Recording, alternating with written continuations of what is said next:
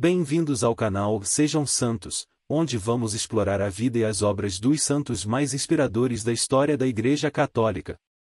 Nós vamos compartilhar suas histórias, seus ensinamentos e seus exemplos de virtudes, esperando que possam nos inspirar a viver de acordo com os ensinamentos de Cristo.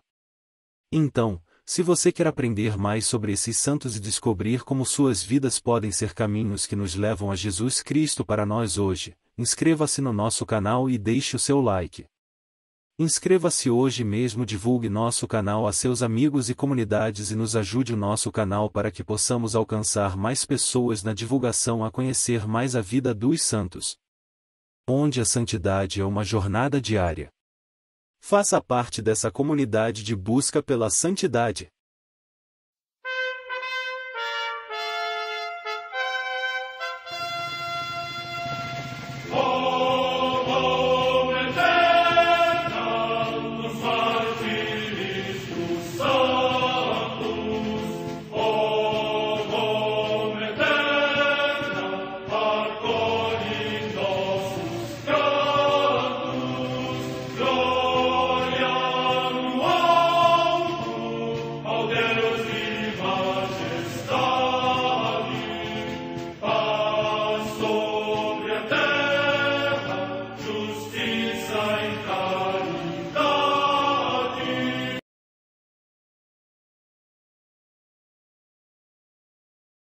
Ler a vida dos santos desperta em nós o desejo de seguir a Cristo. Através de suas vidas podemos aprender as virtudes, a sabedoria e o amor de Deus. Cada santo nos oferece um modelo de vida a ser imitado, como diz São Paulo na carta aos Hebreus, capítulo 12, versículo 1. Estamos rodeados por uma nuvem de testemunhas. A Igreja foi fundada por nosso Senhor Jesus Cristo não apenas como uma instituição, mas uma autêntica família.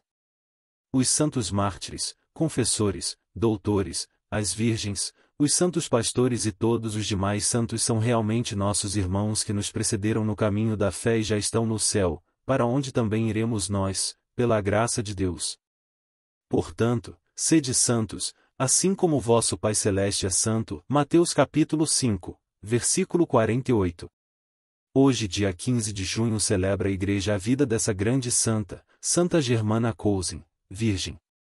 A Santa Madre Igreja celebra também nesse dia os santos.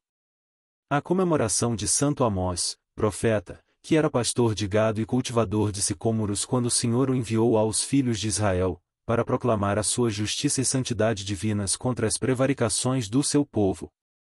Em Doróstoro, na Mésia, hoje Silistra, na Bulgária, Santo Exíquio, que era soldado quando foi preso juntamente com São Júlio, e depois dele, sob o domínio do governador Máximo, recebeu a coroa do martírio.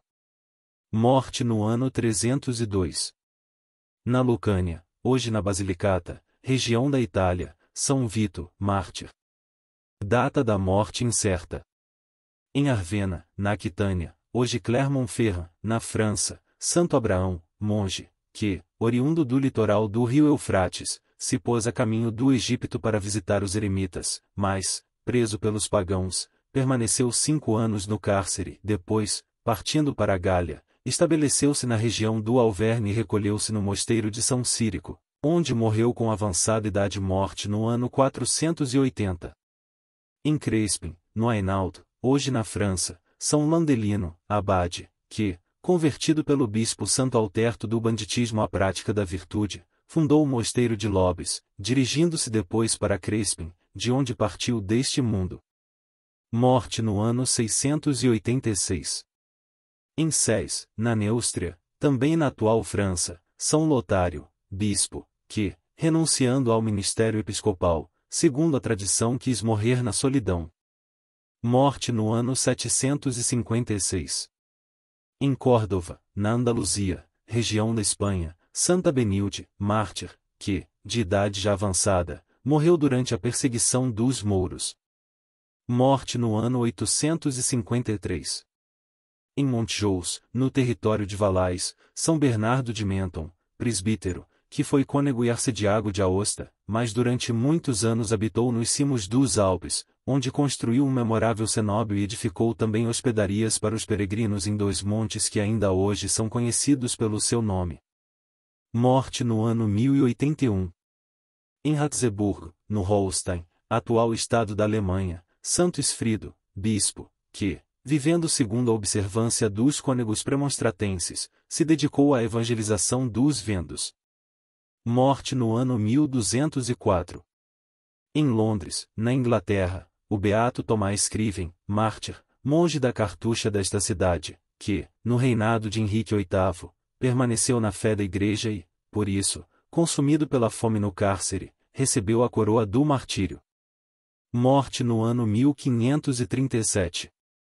Em York, também na Inglaterra, os beatos mártires Pedro Snow, presbítero, e Rodolfo Grimston, que, no reinado de Isabel I, foram condenados à morte, o primeiro porque era sacerdote, o outro porque tentou livrá-lo da captura, ambos sofreram o suplício do patíbulo. Morte no ano 1598. Em Bérgamo, na Itália, São Luís Maria Palazzolo, presbítero, que fundou a Congregação das Irmãs Pobrezinhas e dos Irmãos da Sagrada Família. Morte no ano 1886. Em Qianshengu, perto da cidade de Lichuital, no Hebei, província da China, Santa Bárbara Cuilianzi, mártir, que, depois de ter sido assassinado seu filho, ao fugir de noite para salvar a vida, foi presa pelos inimigos dos cristãos e crudelissimamente torturada até a morte. Morte no ano 1900. Em São Luís, cidade do estado de Santa Catarina, no Brasil, a beata Albertina Berkenbrock, virgem e mártir que aos 12 anos foi assassinada por defender heroicamente a sua castidade. Morte no ano 1931. Em Monping, na Birmânia, no atual Mianmar, o beato Clemente Vismara, presbítero missionário. Morte no ano 1988. Vida de Santa Germana Cousin, virgem. Germana Cousin, falecida em 1601, deixou o mundo bastante jovem, em 22 anos. Foi, desde que perdeu a mãe, que não chegou a conhecer, perene sofredora. Filha de um pobre lavrador de Pibrac, aldeia que se situava perto de Tolosa, nasceu em 1579, quando das tristes guerras de religião. Magra, malnutrida, escrofulosa, tinha umas das mãos, a direita, deformada. O pai não a amava. Nunca lhe deu sequer um carinho. E, quando se casou pela segunda vez, jamais se apoquentou com a perseguição que a madrasta sistematicamente moveu à filha. Assim, na casa paterna, Germana nunca encontrou aquele repouso e aquela paz que todos encontramos, porto seguro que nos põe ao abrigo das piores tempestades. Um dos seus biógrafos escreveu: a madrasta, sempre irritada, repreendia-a constantemente, e deu-lhe, como quarto, o estábulo, como cama, duros sarmentos. Pouco satisfeita com tanta dureza, aquela mulher, por um capricho do mau humor, proibia ainda a pobre Germana de se abeirar das outras crianças da família, irmãos e irmãs que ela amava com grande ternura, procurando todas as ocasiões para servi-los sem manifestar qualquer ciúme das preferências odiosas do qual eles eram objetos, e ela a vítima. Deus ensinou-lhe o amor ao sofrimento, por isso aceitava com alegria aquelas humilhações e estas injustiças. Calava-se e escondia-se, e, como se a cruz que carregava lhe parecesse assaz leve, juntava-lhe austeridades. Recusou, durante toda a vida, outra alimentação que não fora pão e água. Pastora, Germana era responsável pelos carneiros da família. E, conta-se, para ir à igreja, deixava-os aos cuidados de Deus. Nunca, nestas ausências, animal algum se extraviou ou se perdeu, nem lobo jamais fez qualquer incursão nos campos em que os animais jaziam placidamente a pastar. Conta-se também que, barrando-lhe o caminho da igreja havia um largo ribeirão, sem ponte, e no verão, passava Germana facilmente pelo val, mas, no tempo das chuvas, quando então o curso crescia, tornando-se rumoroso e perigoso, a jovem, viram-no vários camponeses da região, atravessavam a pé enxuto, uma vez que as águas, como no Mar Vermelho, abriam-lhe um seguro caminho. Quando nos campos sem fim, Germana estava constantemente com Deus. Do terço, fazia-o a principal oração. E, quando os sinos da igreja, ao longe, no crepúsculo, tocavam o ângelus, punha-se ela de joelhos, tivesse neve ou não, e suplicava à Virgem com grande ardor que lhe desse forças para tudo vencer e assim agradar a Deus. Aos pequenos das redondezas, que às vezes vinham até ela, trazidos pelos folguedos centavos em roda e, com doçura, ensinava-lhes o catecismo, terminando por lhes falar de Deus, do quão bom era Ele, quão poderosa a sua Virgem Mãe e quão doce o Mestre, o sublime Senhor Jesus nosso.